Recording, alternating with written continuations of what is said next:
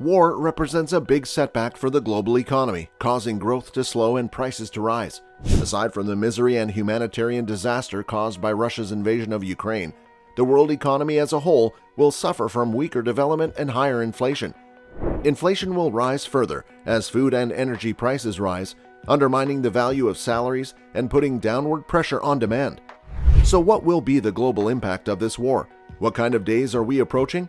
Well, in this video, we are going to discuss the biggest impact worldwide due to the Russian-Ukrainian War. Hello viewers, welcome to the Ukraine War. We are here to deliver you updates on all the new political moves regarding the Russia-Ukraine conflicts, the casualties, strategies, and aftermaths of the ongoing war in detail. Subscribe to our channel and hit the bell icon if you don't want to miss any of those. Having said that, let's jump into today's topic. Because Russia and Ukraine are major commodity producers, the disruptions have pushed up global prices, especially for oil and natural gas. Food prices have skyrocketed, with wheat exports from Ukraine and Russia accounting for 30% of global exports. In addition to global spillovers, countries with direct trade, tourism, and financial exposure will experience additional pressures. Oil importing nations would face bigger budget and trade deficits as well as higher inflation pressures. Yet, select exporters, such as those in the Middle East and Africa, would benefit from higher prices. Increased food and fuel prices may exacerbate the danger of instability in several countries, ranging from sub-Saharan Africa and Latin America to the Caucasus and Central Asia, while food insecurity in parts of Africa and the Middle East is expected to worsen. The impact of the global economy could be profound, and we expect growth to be revised downward when we release our World Economic Outlook next month.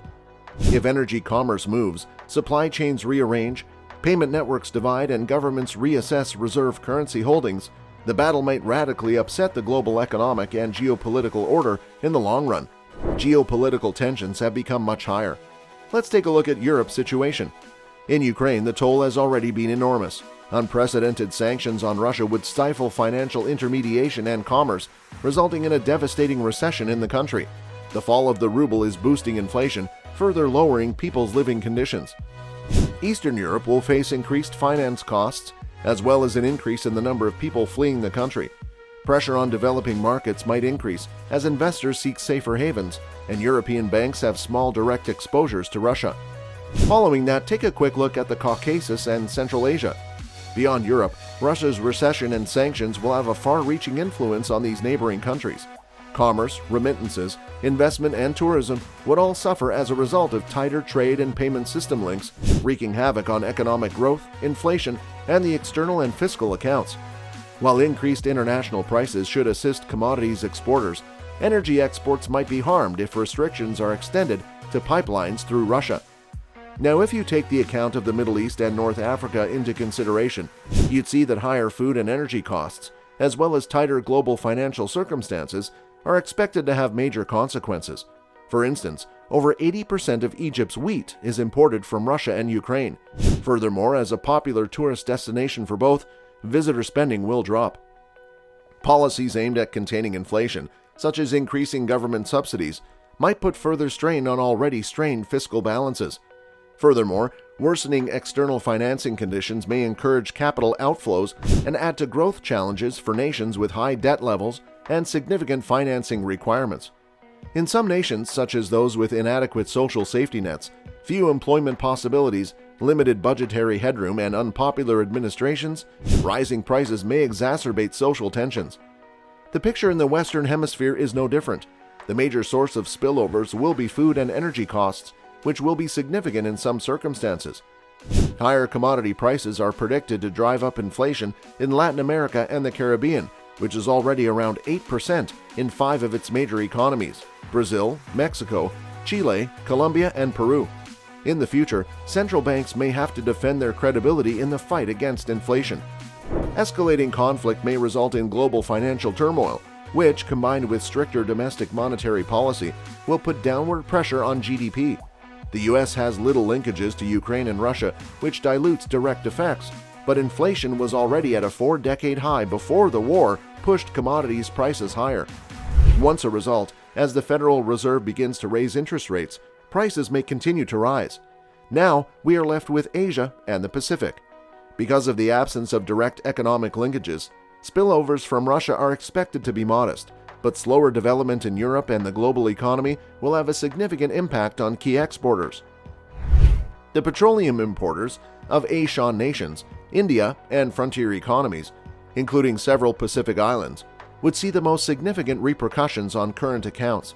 This might be exacerbated by a drop in tourism in countries that rely on Russian visitors. Because fiscal stimulus will support this year's 5.5% growth objective, and Russia only imports a tiny percentage of China's exports, the immediate repercussions for China should be limited. Nonetheless, rising commodity costs and falling demand in major export markets add to the difficulties. India's inflation will rise as a result of higher energy costs, which is already beyond the central bank's goal range. Japan and Korea may see similar spillovers from additional oil subsidies. Local production and greater dependence on rice rather than wheat might alleviate Asia's food price difficulties. Imports of high-priced food and energy will raise consumer prices. So, what are the looming global shocks? The effects of Russia's assault on Ukraine have already shook not just those countries, but also the region and the rest of the globe, emphasizing the significance of a global safety net and regional agreements to cushion economies. The impact of the Ukraine crisis will take years to unfold, but there are already clear signs that policymakers in some countries are struggling to deal with the fallout. Many European nations rely substantially on Russian energy, notably gas, which is transported through key pipelines. Even if the situation is resolved, it is possible that the heavy economic penalties imposed on Russia would make it impossible for these nations to buy gas. Meanwhile, oil prices soared on Wednesday as supply interruptions grew as a result of Russian financial penalties, and traders hurried to find other crude sources in a market that was already tight.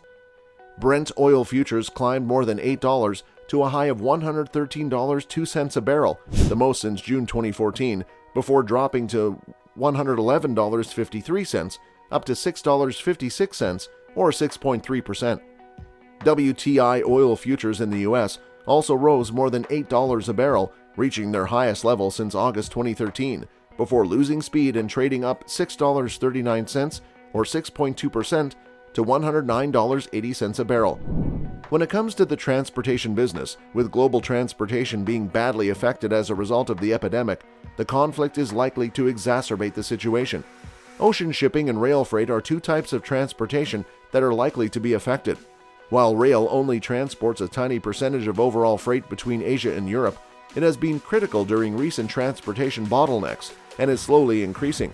Sanctions on Russia are expected to have a significant impact on countries like Lithuania's rail traffic. In the instance of the supply chain, the world's surprisingly strong rebound from the pandemic recession has left businesses trying to obtain enough raw materials and components to fulfill soaring client demand. Shortages, transportation delays, and increased pricing have resulted from overburdened factories, ports, and freight yards. Industries in Russia and Ukraine may be disrupted, delaying restoration to normalcy. Next, when it comes to edible oil, Ukraine accounts for about half of all sunflower oil exports.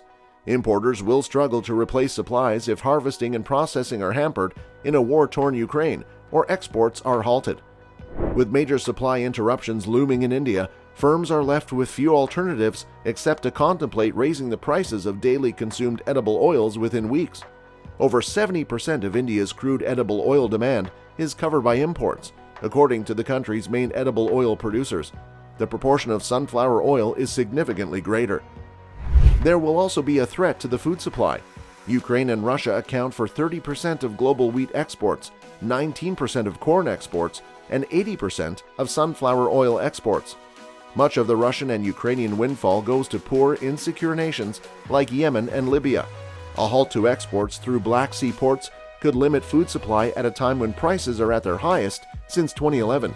Consumer prices in the U.S. increased 7.5% from a year ago in January, the largest increase since 1982. Rising oil prices, a continuing lack of transistors and circuits, and other rare earth metal shortages are anticipated to adversely affect the car industry.